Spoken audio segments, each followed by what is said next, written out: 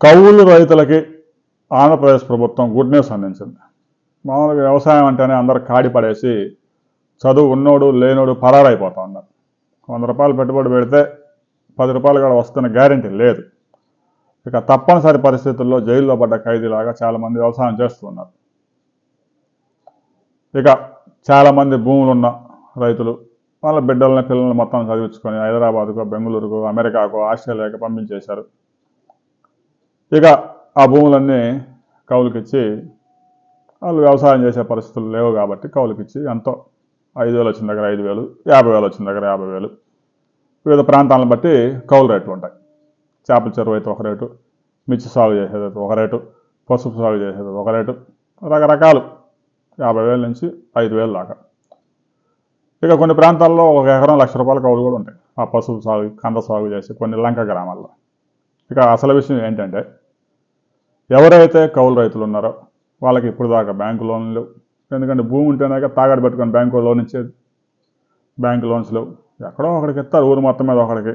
రాష్ట్రం మొత్తం మీద 2,400 కోట్లు ఇచ్చారంట 2019 నుంచి 2024 దాకా 5 ఏళ్లలో.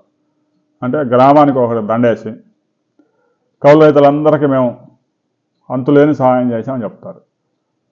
రాష్ట్రంలో రైతులు 70 లక్షల మంది ఉంటే అందులో కౌలు రైతులు 60 లక్షల మంది. భూమి ఉన్నవారు సాగు చేస్తుంది ఎవరు అంటే 2-3 ఎకరాలు ఉండి పిల్లలకు కూడా చదువులు లేని వాళ్ళు ఇక ఏమి చేసుకోలేక వ్యవసాయం చేస్తున్నారు. 10 ఎకరాలు ఉన్నోళ్ళు, 15 ఎకరాలు ఉన్నోళ్ళు, 20 ఎకరాలు ఉన్నోళ్ళు, 5-6 ఎకరాలు ఉండి కూడా పిల్లలు చదువుకొని ఊరు వదిలిపెట్టి వెళ్ళిపోయిన వాళ్ళు వ్యవసాయం చేయడంలా.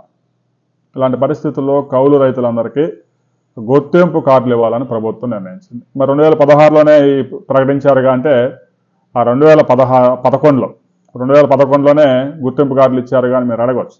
ఇచ్చారు. అయితే రెవెన్యూ అధికారులకి గుర్తింపు కార్డులు ఇవ్వమని ఆదేశించారు. అతి కష్టం మీద రాష్ట్రం మొత్తం మీద 10 లక్షల మందికి ఇచ్చారు. కౌలు చేస్తున్నట్టు మీ భూమి ఆ రైతు దగ్గర నుంచి సంతకం చేయించుకోవాలంట. ఎవడు చేస్తాడు? ఈ రెవెన్యూ వాడు మామూలుగా 13 సంవత్సరాలు ఎవడన్నా భూమిలోనో ఇంట్లోనో ఉంటే అది నాదే అని ఆక్రమించే రోజులు. అందువల్ల కౌలు రైతులకు కార్డులు ఇవ్వడం కష్టంగా అయిపోయింది. అందువల్ల రెవెన్యూ నుంచి ఈ విధానాన్ని తొలగించారు. ఎవరైతే మండలంలో వ్యవసాయ అధికారులు ఒక మండలంలో ఒకరు, కొన్ని మండలాల్లో 2 కూడా ఉంటారు, ఉద్యాన శాఖ అధికారి కూడా ఉంటారు, అగ్రికల్చర్ ఆఫీసర్ అంటారు, ఆ అధికారికి అప్పచెప్పారు. నేరుగా ఇచ్చేయచ్చు కార్డులు. ఆ అధికారి సంతకం చేయటం, ఎవరైతే వ్యవసాయం చేస్తున్నారో చూడటం, కౌలు రైతు కార్డులు ఇవ్వటం. కౌలు రైతులందరికీ రుణాలు ఇప్పించే బాధ్యతనే ప్రభుత్వమే తీసుకుంటుంది. బ్యాంకుల నుంచి రుణాలు అయితే పావలా వడ్డీకి వస్తాయి కాబట్టి ఈ రైతు సోదరులకి చాలా సౌకర్యంగా ఉంటుంది. ఇక వాళ్ళందరినీ అగ్రికల్చర్ డిజిటలైజ్ చేస్తున్నారు కాబట్టి ఆ కౌలు రైతులందరినీ ఆన్లైన్ చేస్తారు. ప్రభుత్వం ఏదన్నా రాయితీ ఇచ్చినా, విత్తనాలు రాయితీ ఇచ్చినా, పంట నష్ట పరిహారం చెల్లించినా అలాంటివన్నీ నేరుగా కౌలు రైతుల ఖాతాలో పడతాయి. ఇక రైతు భరోసా అలాంటివి కూడా ఇప్పుడు దాకా ఎవడు భూమి ఉంటే వాడికి పడుతున్నాయి. భూమి ఉన్నోడు వ్యవసాయం చేయట్లా, వ్యవసాయం చేసేవాడికి ప్రభుత్వ సహాయం అందడంలో. ఆ పరిస్థితి నుంచి విముక్తి కలగబోతా ఉంది. రాబోయే కొద్ది రోజుల్లో ఆంధ్రప్రదేశ్లో 30 లక్షల కౌలు రైతు కార్డులు విడుదల చేసేందుకు రాష్ట్ర ప్రభుత్వం సిద్ధమైంది.